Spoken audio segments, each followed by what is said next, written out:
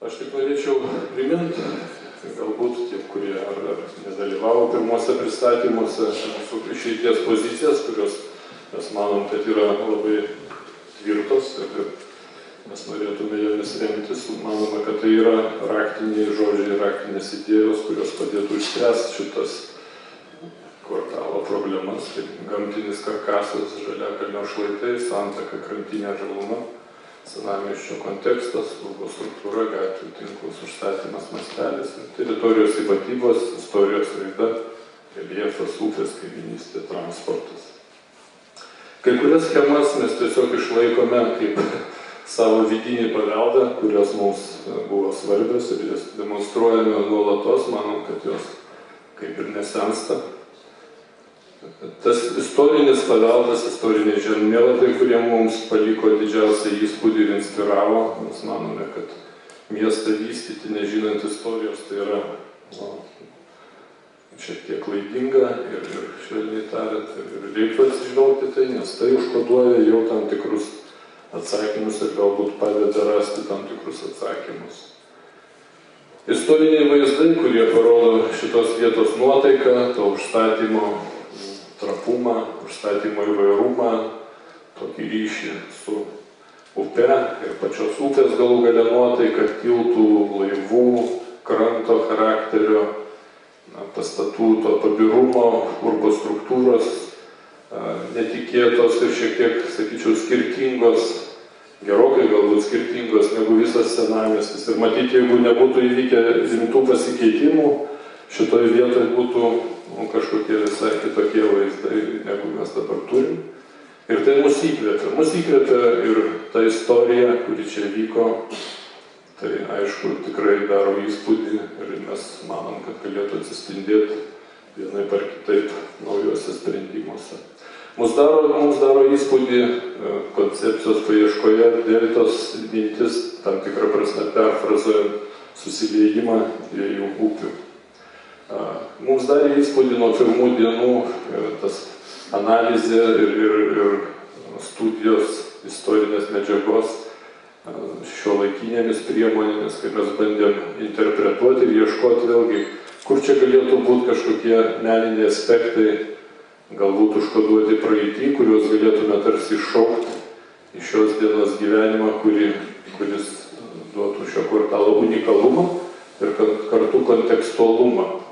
Norėtume pabrėžti, kad šitoje vietoje kvartalinis užstatymas niekada nebuvo ir jis matyt nebūtų buvęs, nes ko gero tai būtų ir neįmanoma ir nenatūralu šitai vietai atliekant tas istorinės analizės ir studijas.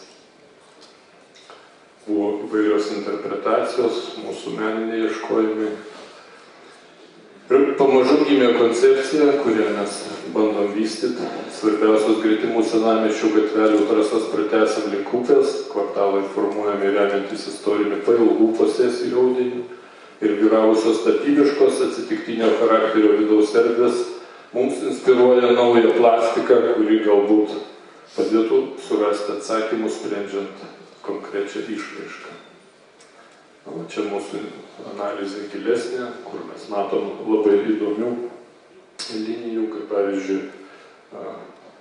šitos kranto linijos besiformavusios simbolizavo skirtingas upės padėtis istorijos bėgyje ir matom, kaip tai veikia miestą, nuplovė tą pilį ir kaip tai įtakoja. Ir mes manom, kad tai galėtų atsispindėti tam tikrą prasme kvartalo urbo struktūroje. Jau labiau, kad šitos pailgos posesijos irgi natūraliai kabinasi su miestu ir su gatvėmis. Čia netgi tokių atradom netikėtų atradimėlių, kaip pavyzdžiui tos gatvės, kurias tai bandom čia dabar tęsti, pataiko labai gražiai į buvusias tam tikrų posesijų siauras vietas. Čia taip pažiūrėjus, tai vos nesutampa idealiai ir tai tikrai tokių įdomių atradimų. Ir ta linija, kuri čia matom buvo kranto ir kažkaip jinai irgi natūraliai tarsi bandom įauginti į kvartalo urbo struktūrą, kuri aiškiai veda link pilies, tiesiog tokie atradimai nedideli. Na, ta sistema, kuri čia po truputį aiškiai ryškėja, matyti yra natūrali užstatymo intensyvumo kaita ir prieš pastatymas viens kitam, silpnėjant link pilies. Koncepciniai pjūviai, kurie mūsų supratimu yra irgi tokie raktiniai sprendimai, kurie galėtų padėti susijęti miestą su upė ateityje. Urbanistiniai sprendimai mūsų propaguojami, tai aukštingumas, kuris neužgožia žaliakalnio šlaitų, senamiesčio siluetų. Nuo transporto mazgo link pilies užstatymo intensyvus mažėja, kaip jau rodžiau, respektuojant istorinį žuvų turgų įrengiamą viešojo renginių erdvės su amfiteatru ir įgilinus transporto gatvę formuojama šios teritorijos simbolis unikali krantinė su žaliaisiais plotais, rekreacijos zonomis, salelėmis, laivybos renginiais, kitomis atrakcijomis. Mes manome, kad tai duoda šansą šitoj vietoj sukurti kažką ypatingo.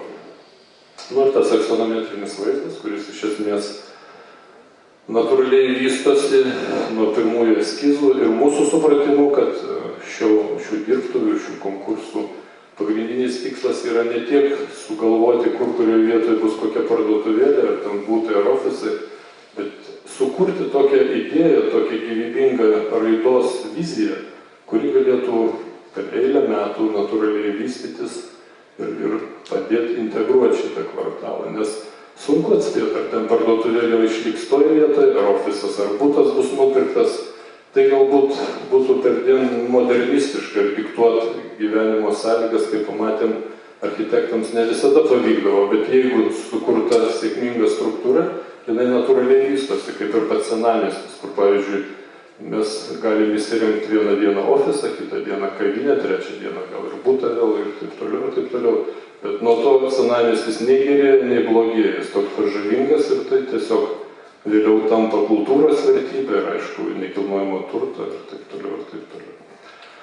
Na, teritorijos genplanas, kaip mes deklaravom nuo pirmųjų dienų, kad tai yra pakankamai laisva struktūra, kurią palaiko tik tai tam tikri urbanistiniai ryšiai ir kodai, kurie užkoduoti senamiesčio gatvelių, ryšių su upe ir kitų natūralių davinių, taip pat tos pasisijinės struktūros, krantų idėjos,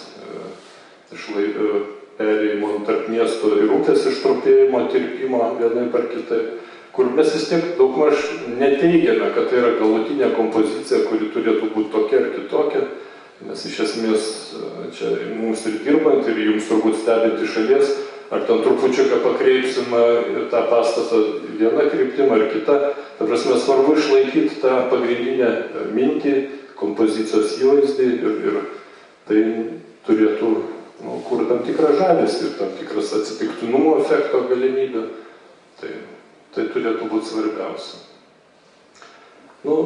Svarbiausia, mes vėlgi ieškom to bendro santykio, kiek įmanoma jautraus, kad tai tarsi tęstų senamiesčio idėją, bet kartu atspindėtų šių dienų ir ateities galbūt vizijas, kad tai galėtų būti pakankamai naujai interpretuojami sprendiniai, kurie neprieštarautų bendrajam kontekstui ir pastatų vizijoms.